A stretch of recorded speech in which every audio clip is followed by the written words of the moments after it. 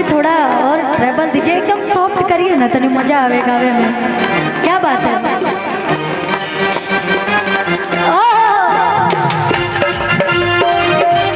जय हो जय हो।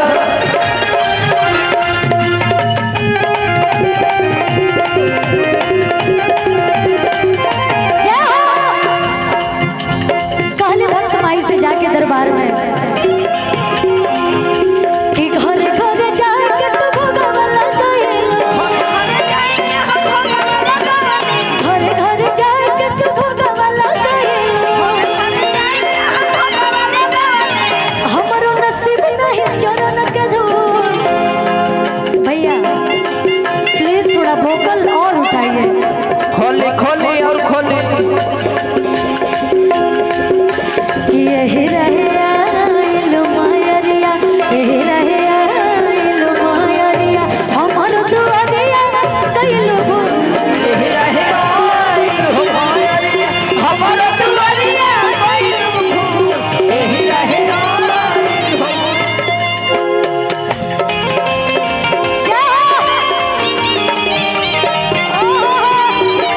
क्या बात है।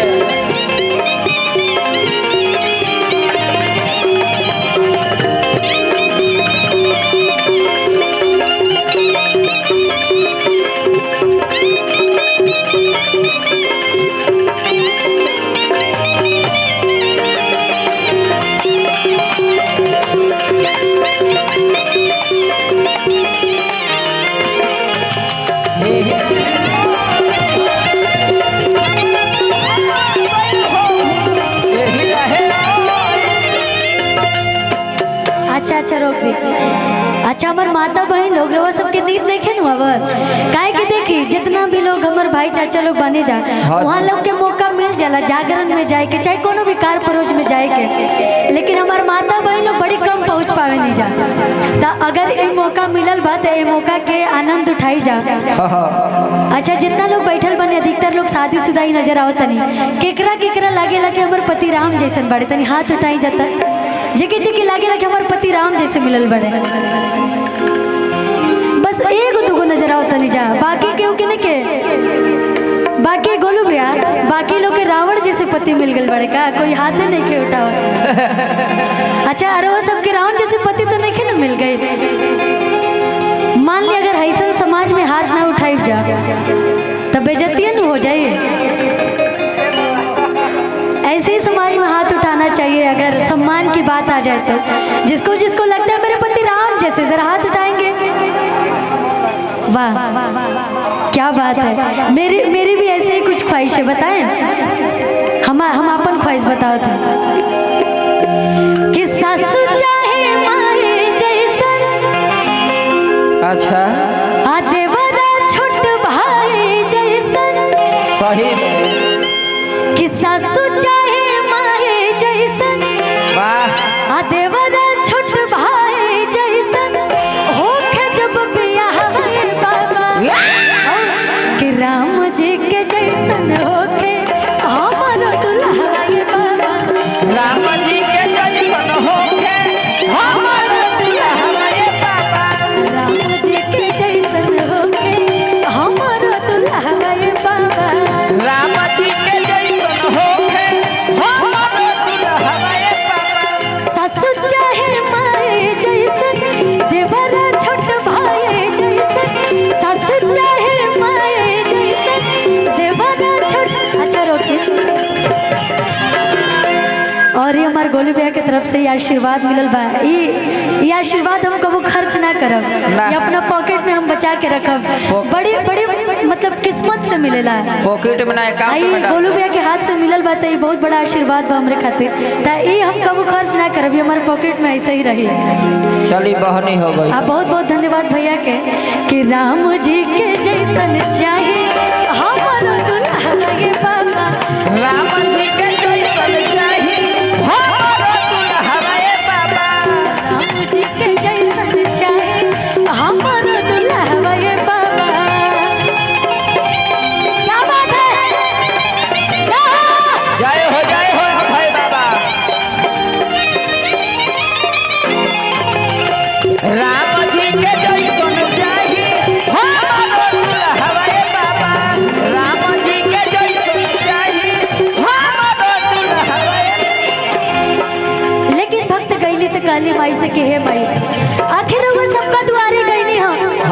कौन ऐसा भूल हो गई जो हमरा द्वारे ना आइली कहली कि घरे घरे जाए के तू भोगवा लगाई घर घर जाए के तू भगवा लगाई घरे घरे जाए के तू भोगवा लगाई घर जाए के हम भगवा लगावनी हमरो नसीब नहीं चरण के दूर हमरो नसीब नहीं चरण के दूर अच्छा हम चाहब के बार पूरा पूरा दोनों हाथ उठाई जा काहे कि आप सब बाबा के दरबार में बैठल बानी जा तला जाए कि नहीं कि हमारे चाचा लोग भी पूरा पूरा दोनों हाथ उठाई जा दोनों पीछे भी हम देखा तनी जब तक आप लोग हाथ ना उठाए हम देख ना पाए के हमरा के देखा था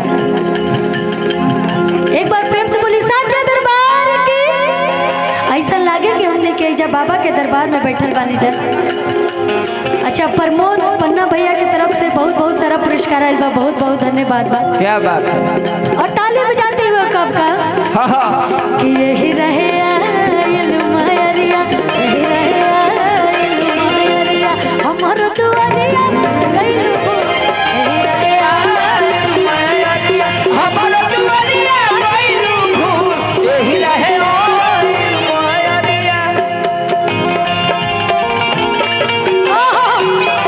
या के दोहिया या हे या के दोहिया हो जा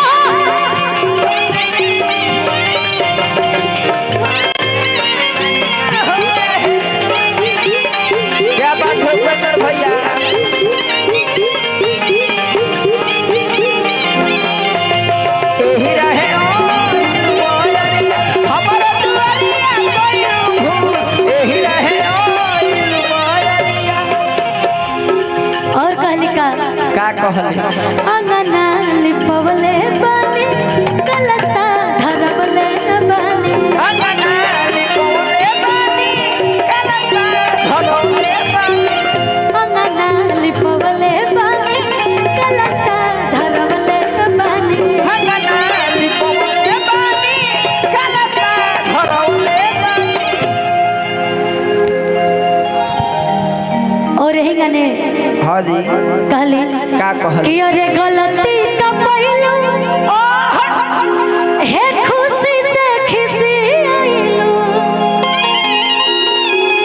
तोहरे में कमी बा तोहरे में हमरे में कमी बा हो सकता है भक्ति में कहीं चूक हो गई लोग हां हां कि गलती का पहलू कोइला हे खुशी से खिसी आइलू हां हां गोलू के भगवती ना कोइलू कबूल धनंजय के भगवती ना कोइलू कबूल कहां से कबूल करी कि यही रहे